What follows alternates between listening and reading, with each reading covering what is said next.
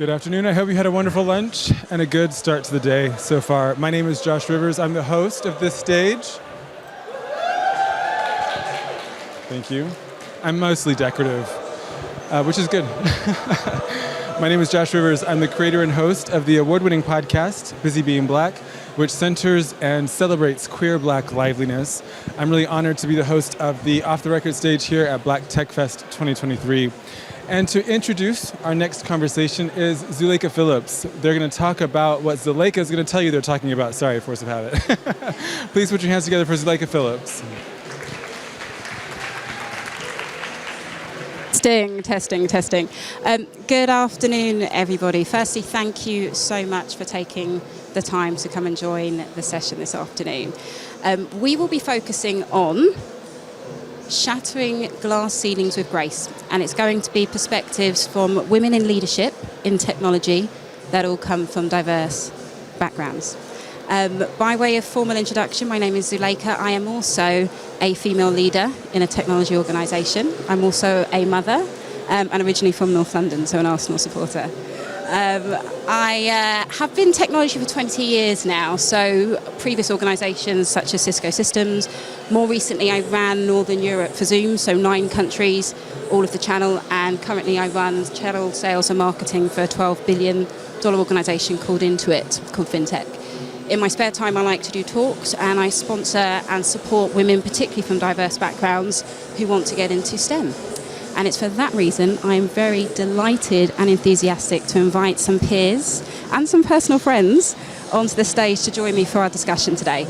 So first, I'd love to invite in Pauline Miller. She is the Chief Equity Officer at Dentsu. Please join us. Secondly, I'd love to invite up Felicia Assilidou. She is the European Marketing Director at Cvent. And finally, I would love to invite in Mia Morgan. She's the Legal Director at Trainline.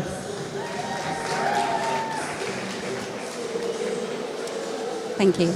So we are going to do some introductions very shortly so you can understand where these ladies have come from and their levels of expertise. But first, just to set the scene, I'm very conscious that there will be a lot of people in this room who will be at different stages of their career journey. It could be that you're exploring getting into technology. It could be that you're already working in tech and some of the things that you're interested in is actually elevating yourself up the career ladder. Or it's financial inspiration and you're thinking, how can I start to move into a high 6-figure career? What we're going to try and do today is just give you some tips and advice about how we've been able to navigate our lives within leadership. And we will try and stop at the end for any Q&A, so please raise your hand when we answer, when we ask if anyone wants to take any questions, because there'll be someone coming around with a microphone. Okay? I would love to start with you, actually, Mia. Could you introduce yourself to the audience and just let them know a little about yourself and what role you do? Absolutely. Hopefully this will be a bit more graceful than my entry into that chair just now. Mia Morgan, the legal director for Trainline. I've been in tech for about 10 years. My accent gives it away. I am American, and I started in big US tech with Amazon, leading the legal team responsible for Prime Video's international expansion, and then transitioning to Meta, and now here with one of the UK tech success stories of Trainline. Hello, I'm Felicia Assilidou. I work for Cvent, and if you don't know who Cvent are, many people don't. We provided the badge that I'm no longer wearing, but the badge that you're all wearing today and the app. So we do event technology. And I've been in technology since I graduated. I studied commercial music production, so obviously I went into tech. And that was my grad job. And funnily enough, this used to be a data center, and that's where I started. I started working with servers and computers and data centers, and I've slowly moved up the tech stack, but always working for companies that no one's ever heard of. So if you're in that position, don't worry, you can still climb. Don't have to be in like big brand companies. Great, I'm Pauline Miller. I love it because when I say Dentsu, people go, Denture? I'm like, no, I work at Dentsu. So we're an advertising agency, so technology is really critical in our business. You can visit our Merkle stand, plug.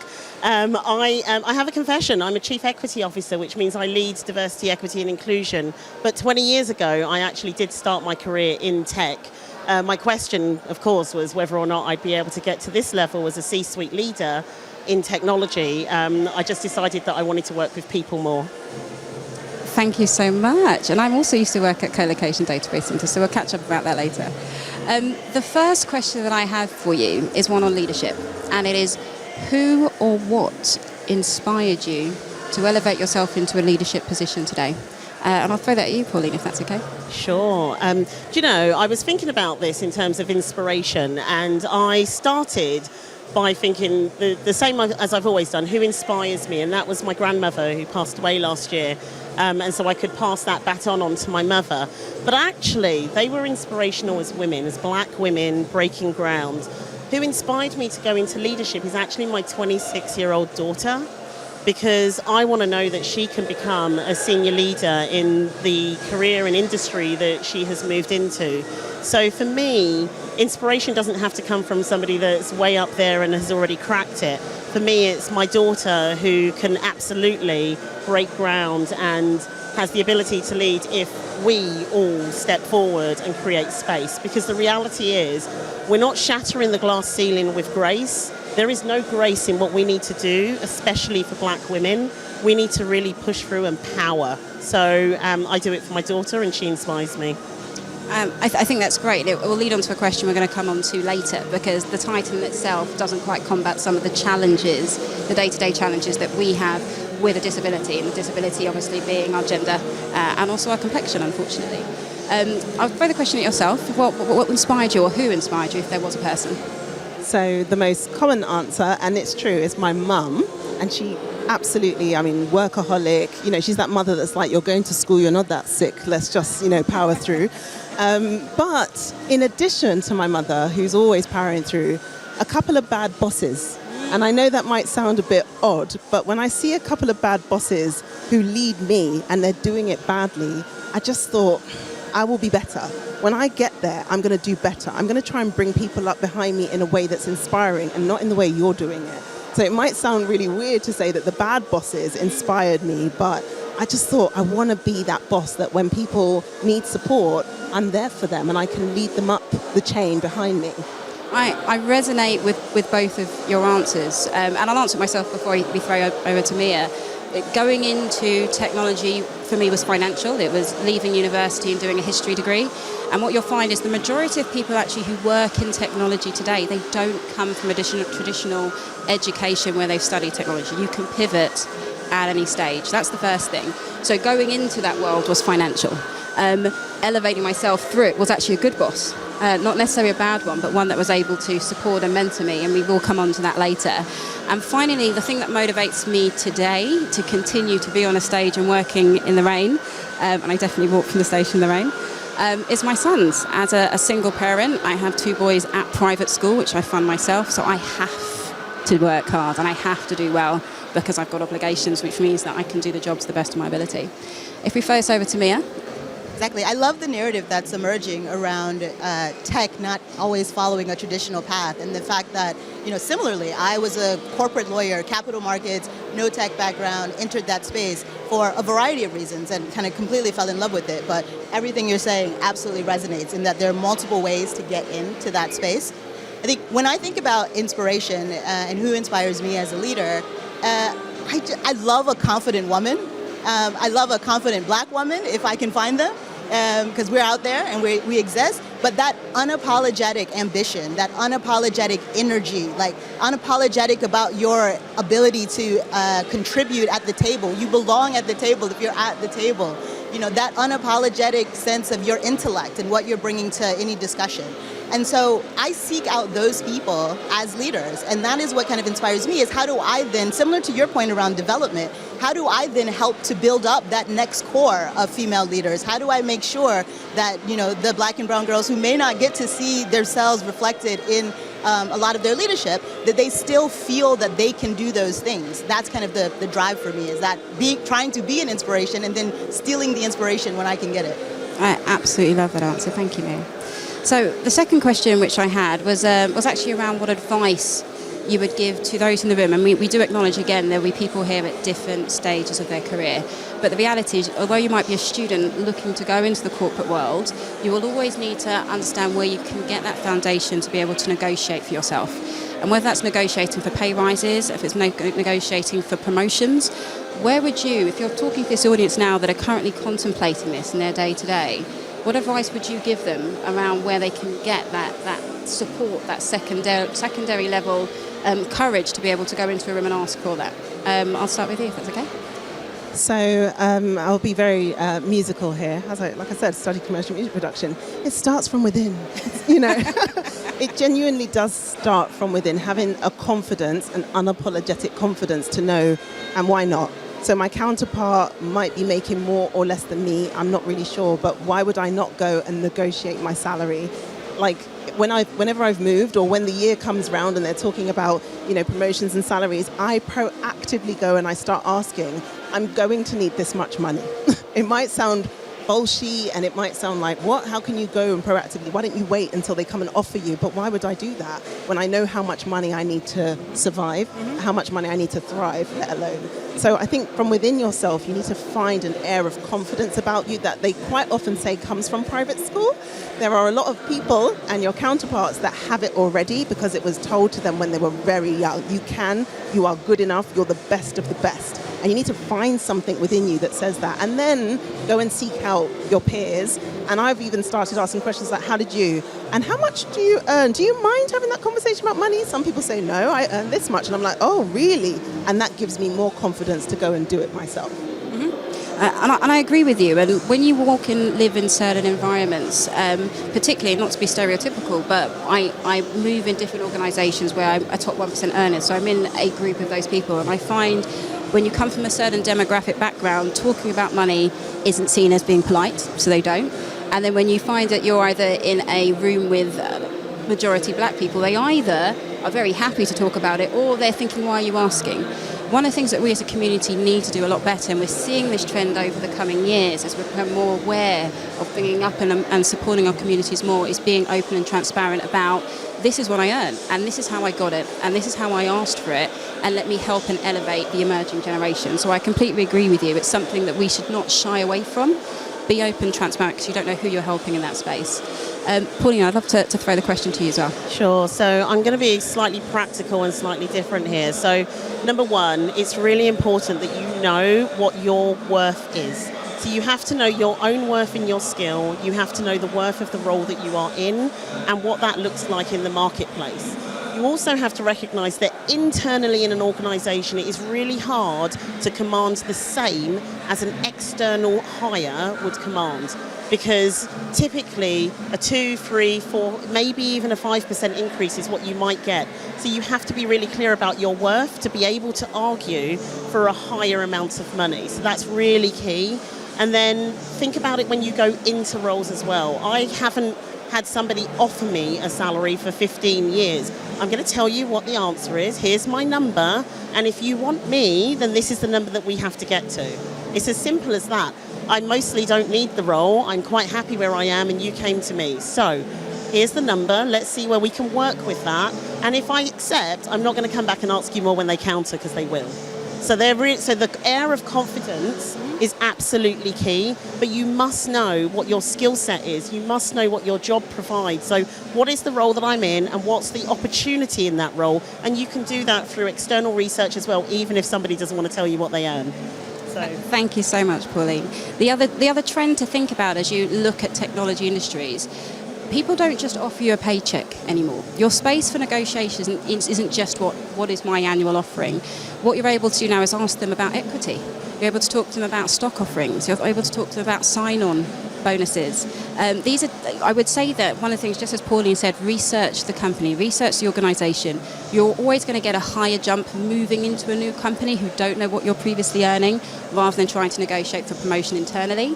But if you are going to be looking, have a look on places like Glassdoor, where they will kind of let you know about the financial packages your peers or potential peers could be earning, and then walk into that space, just as Pauline said, ready to say, this is what I feel like I'm worth.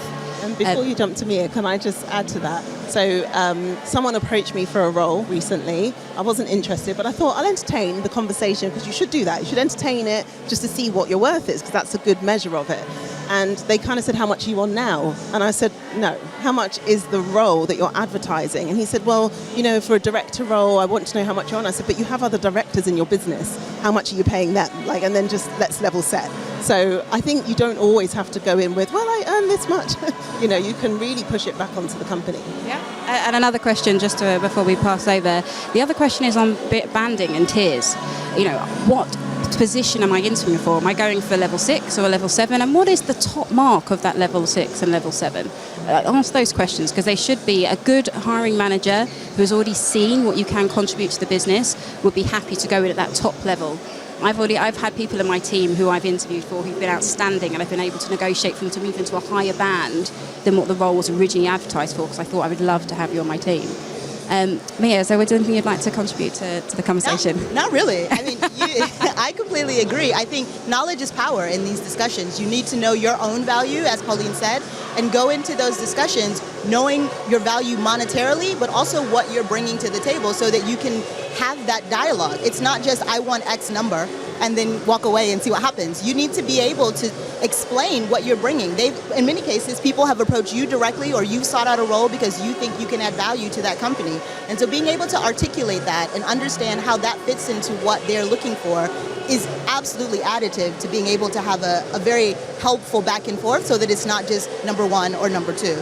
The other part is knowing the market. Again, as everyone has already said, there's so many resources online now that help you at least ballpark. Even if you can't find the range for your specific role, you can start to get a sense of how that company stacks up against other companies, or how similar roles are being remunerated. And then that will help you kind of, again, know once you get that initial offer, this feels real low, or this is quite off, or this is I can work with this, but I'm not going to tell you I can work with this yet. I completely agree with the point of never giving your number first. You can help indicatively to make sure it's worth having the conversation, but I want to know how make sure my recruiting team is covering their ears, but I want to make sure that you come to me and let me know kind of how you're thinking about this role, how you're already scoping it, and then we can have a discussion from there.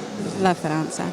We're going to move on to imposter syndrome. Now, it's a very popular term, particularly in the last 3 to 4 years, that we're seeing pop up in places, and we're asking, how do you combat that? And I think that the wording for me has evolved over time. Imposter syndrome isn't just for me walking into a room as the only woman in a leadership team, but imposter syndrome for me was also questioning myself and my race. And I talk a lot about the fact that 10 years ago when I was at Cisco, I used to wake up at 4 or 5 in the morning and blow dry my hair straight before I went to a meeting, because I thought the room would then take me more seriously as a woman going in and not think she's got a big curly afro and how old is she, because she looks younger than she is. How have you addressed imposter syndrome through your career? Has it been due to gender? Has it been due to race? Has it been to, do you think, of your value in the workplace? And how have you been able to overcome it? And I'll throw that at yourself. Is that okay? Sure. It's a funny thing. So I don't know if it's coming across, but I'm quite a confident person. So whenever I've seen this imposter syndrome, you all have it, women, you have it. I'm like, no, I don't. Leave me alone. I don't really have it. But I recently got promoted, and I got promoted to the European Marketing Director. I find it really difficult to tell people that that's my title. Why?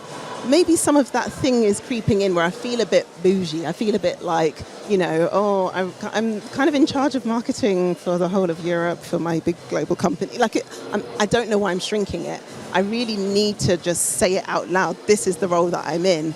And I don't know if it's because I'm new at this level, but I know that I'm suddenly starting to feel it. I haven't really felt it at my more junior levels, which is really funny. So I'm currently going through it now. I'm almost like, what advice do you guys have for me? But I know I'm trying to take what I've had at my more junior levels and bring it up with me and make sure that I know who I am. I know what I'm good at. And I know when to ask for help, to be honest. And that doesn't make me bad for my role. It doesn't make me an imposter. It just means sometimes I also need support, even at my role level. Really love that, Felicia. And allyship is something which I think we could jump onto after this one. Pauline, how do you feel about imposter syndrome? Yeah, well, we all have it, and it doesn't disappear the more senior you get, as we've been hearing. I think, for me, I sit back and think about when I joined. So when I joined Dentsu, I joined the executive suite. I report to the CEO. And hey, that's great, I'm a C-suite leader, but when I walk in the room and I'm the only black person in the entire executive team, and that's not a sly, it just is a fact. And that's been a fact for many, many years, that when I've gone into organisations, be it the investment bank, the private bank, the insurance firms, all of those firms have had me as the only black person there, and that's I'm like, oh my gosh, I'm the most senior. I'm also really one of the most junior. So it's a real, it does make you question. And I did the whole relaxer. I couldn't get up and straighten my hair, but like that just took too long. I had 2 kids to get out the door as well. So, but I was like, yeah, I'm going to relax my hair, and because then I can fit in. And that sense of fitting in and am I good enough? The key is for you to take stock. Number one, ask that question. You say, am I good enough, or I'm not good at this? Is that true? Is it really true? And is it true all of the time? Because that's often not the case. It might be I wasn't good this one time. And we take that and we amplify it. So we've got to learn how to deconstruct that messaging that we're telling ourselves. And secondly, if you're brave enough, ask for some feedback. Ask people, like, how did I do? Was that presentation okay? Did I say something really bad? Just ask for feedback. The more you get used to hearing feedback, the easier it is for you to be able to, again, destruct and break down all of those negative messages. Absolutely love that. I think something I read quite recently is as simplistic as the word yet. And that's adding yet to the end of your sentence. I can't do this yet. I'm not sure if I understand this email yet. Let me forward it on to a friend that's going to break it down for me. Start adding yet to the end of your sentences, because I agree with you, Paul. It's a mental thing. It's a mental block. And I think as you understand and add that yet, you'll go off and you'll start to investigate it more yourself, and that can give you that boost of confidence that you need. Mia, would you like to add to our imposter syndrome question? I think what I would add to that is it definitely shows up differently for different people. And it's a mistake for us to, no matter how senior we get, think that we don't face it in some form. And understanding what that looks like for you positions you to be able to then combat it. And whether it's some of the really great things the ladies have already said, or for me, it's preparation. Like, so when I go into meetings, especially if I'm meeting with our C-suite or with someone on a new topic, for me, that confidence comes from knowing that I know what I'm talking about. The confidence comes from the fact that I know I've done the work to be able to have that conversation confidently, have that unapologetic confidence in those meetings, and remind myself that I'm in the room because I belong in the room.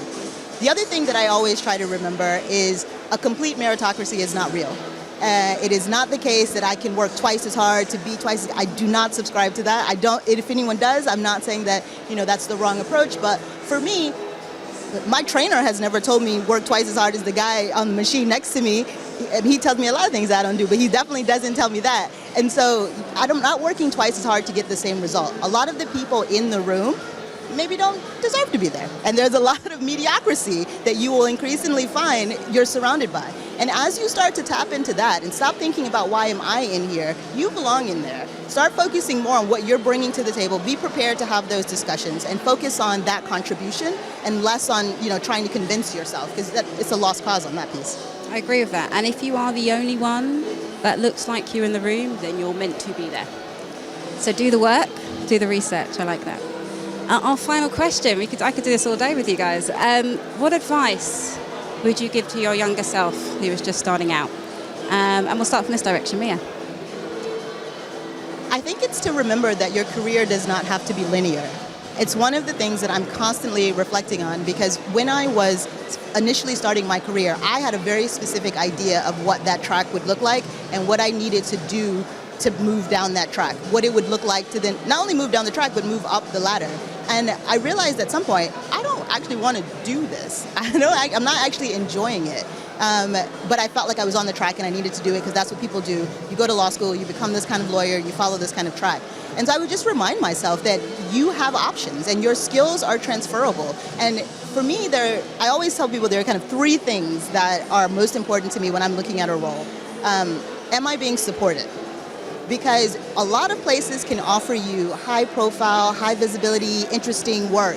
But who are you doing that work with? Are they people that are actually supporting your career, that are providing that allyship, sponsorship, mentorship, and also developing you as to become more senior and to have the skills that you need to be able to advance in your career? Am I having fun?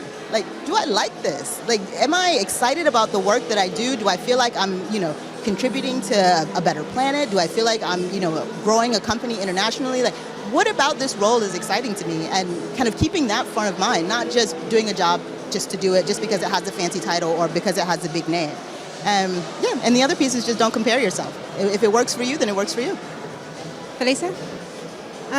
This is an interesting question because I'm trying to think, like, there's so many different areas that I'd give myself advice. I remember one of my bosses at one point, bad bosses, said to me, people like you, but, and I was like, why am I even listening to this? Why am I taking this on, internalizing it, and then putting it? She was basically telling me I was aggressive, and I was like, I'm not aggressive, I'm just challenging. So if someone asks me a question 3-4 times, I'll say, do you remember when, try and get you to think for yourself a little bit. And she's like, whoa, that's aggressive. And I really took that as like, I must be very aggressive. Now let's fast forward. My boss just told me during my recent review, and I took that on board because it was a nice compliment. And she said, you have a way of bringing people along with you, a way that you challenge, but you bring me along on that journey. And even when I don't agree with you, I want to agree with you because you're making sense. And I think the advice then I would give my younger self, which I give my team now, I actually have a team member here, and I'm like, write it down. If you have something you're trying to convince me to do and stakeholders to do, put it on paper, show me the plan, show me the journey. And I think I would have said that to my younger self. Like, don't try and, maybe I did bulldoze a bit, maybe I felt like I had to just bash it a bit, but now I'd be like, just put it on paper, put that brain and that research on paper and show someone and bring your stakeholders with you, and you'll probably get more buy-in. So that would be the advice. And Pauline? So it's a really funny question. And you know what? It's not funny because I've often been asked, what would you tell your younger self? And I've got this long list of lots of things. But I'll tell you why it's funny, because in the audience today, there's a girl here, a young lady, who knew me when I was a younger self. And that's because I had my son when I was 15. And therefore, he came with me in my younger self. And Natasha's right there. Hey, wave. Yeah, you see, you got to raise up people every time. She was at Taekwondo with my son. And the thing that I always doubted was, am I good enough? I've got a young child, and I had another one at uni, and then, I've got to work, and I'm a single mum, and all of these things. The thing I tell my younger self and the thing I tell myself today is, yes, I am good enough. Thank you so much. And just to answer myself, I think if I was to go back 20 years when I started, I would reinforce the importance of sponsorship internally, the importance of mentorship, and the importance of collaboration. Sometimes we as individuals, particularly of a strong personality, you think, I can do this and let me do it so the world can see I can do it. But actually starting to bring people into your ideas, bring your peers in, understand them, it helps to share opinions with each other, and you can build in collaboration. So find those people in the business who will talk about you when you're not in the room, because they've seen what you can do and they've worked with you on projects. That's definitely some advice that I would like to give. And then the last bit is, you don't need to be the master of everything.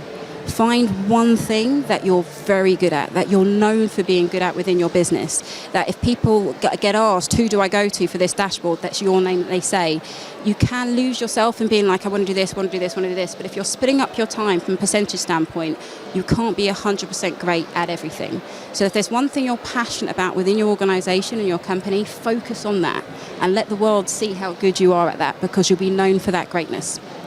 We're actually at time. I don't even know if we've got time for any questions, but if there are any immediate ones, I can't see any bouncers getting ready to throw us off the stage. So if you have any questions, we've got one at the back, if somebody has a microphone to support the gentleman in the back row.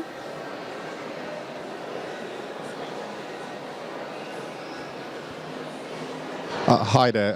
Thank you so much for that. That was super insightful. I just wanted to ask, how have you all dealt with feeling fatigued in the office? I know, I think Laura, I think you mentioned about being the only one or C-suite in the room sometimes. So I just wondered how you've dealt with that, and those days where you get those questions and you're like, oh, do you know what? I can't deal with this today. What do you do to push yourself through and make sure you're doing the best you can, really? Okay, what's your name? Sorry, I should have introduced myself. My name's Ozzy. I'm from a company called Magnite.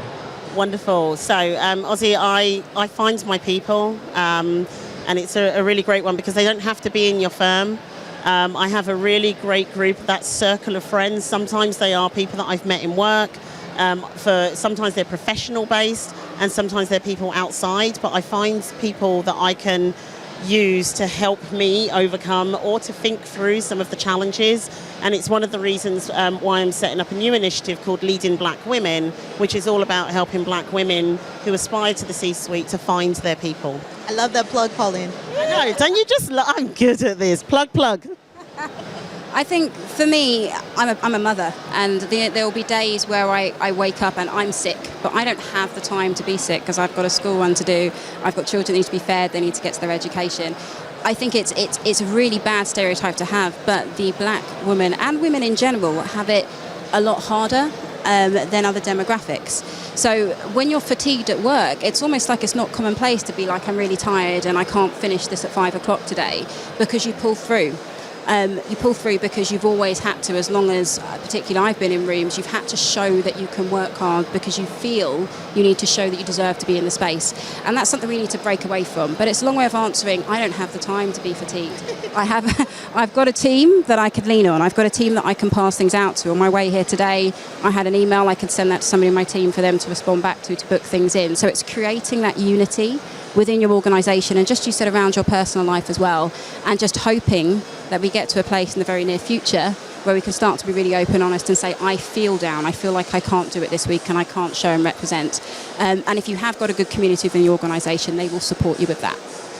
And for me, I was going to say, reprioritize. I always find that when I'm feeling fatigued, like you said earlier, there's not everything I can work on. And yes, I've been working very hard to show my worth and all of that, but I luckily right now have a fantastic boss, right? So I've come full circle. She's brilliant. When I feel fatigued, I tell her, and I'm like, this is how I'm feeling. I feel overwhelmed. What's your priority?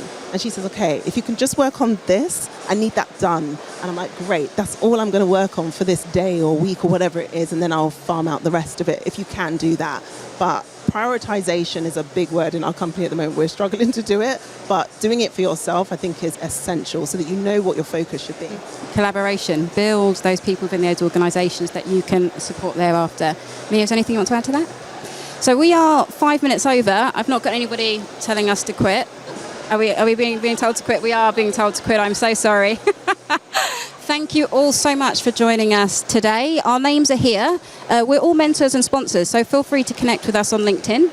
If you do see any roles advertised in our organisations, drop us a DM, because we'd be happy to introduce you whether or not you meet, hopefully you meet the requirements. But one of the things that we do as female leaders is we're constantly trying to elevate the next generation. So names are there. Connect us on LinkedIn, and thank you again so much for joining us.